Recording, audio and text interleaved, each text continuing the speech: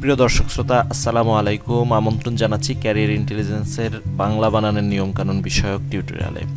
আজকে ৩০তম পর্ব। আপনাদের সঙ্গে আছি আমি মোহাম্মদ বাকিবিল্লাহ। আজকে আমরা একটি গুরুত্বপূর্ণ নিয়ম সম্পর্কে জানব।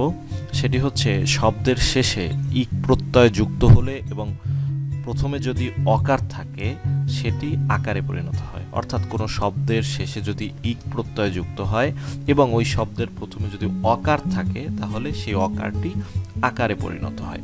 কয়েকটি উদাহরণ দেই। যেমন ধরুন, আমরা বলি শব্দ। শব্দ থেকে যদি আমরা বলি তাহলে আসবে, এর সাথে যদি ইক প্রত্যয় যুক্ত হয় তাহলে হবে শাব্দিক। ঠিক তেমনি ভাবে অঙ্গ,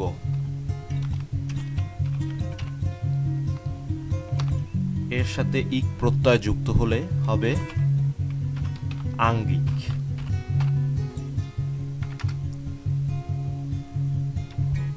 বর্ষ, আমরা বলি বার্ষিক পরীক্ষা। এই যে বর্ষ, বর্ষের সাথে যখন ইক প্রত্যয় যুক্ত হয় তখন আসে বার্ষিক। তখন বয় আকার হয়। এরকম আরো উদাহরণ দেয়া যাবে।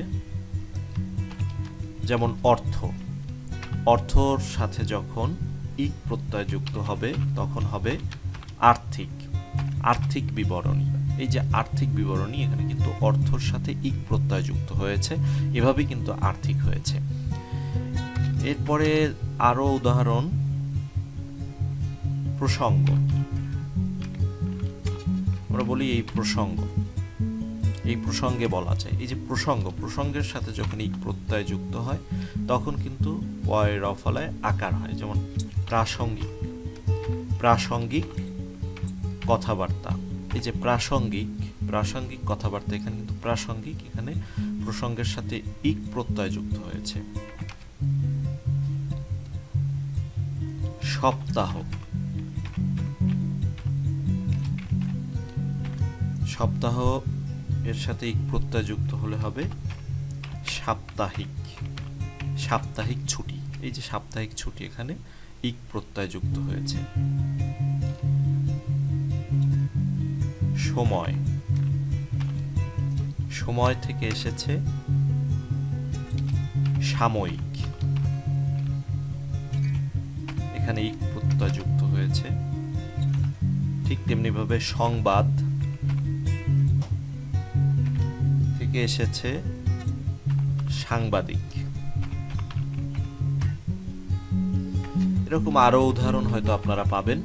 উদাহরণগুলো আপনারা শেয়ার করতে পারেন কমেন্টসে, যাতে করে অন্যান্য দর্শক উপকৃত হতে পারেন। তো আজকের আমাদের এই টিউটোরিয়াল এ পর্যন্তই শেষ। দেখা হবে, কথা হবে পরবর্তী টিউটোরিয়ালে। আপনারা সুস্থ থাকুন, সুন্দর থাকুন, সুন্দর লিখুন, সেই প্রত্যাশায় আল্লাহ হাফেজ। আমাদের টিউটোরিয়াল যদি ভালো লেগে থাকে অবশ্যই আমাদের চ্যানেলটি সাবস্ক্রাইব করবেন, লাইক এবং কমেন্টস দিয়ে উৎসাহিত করবেন।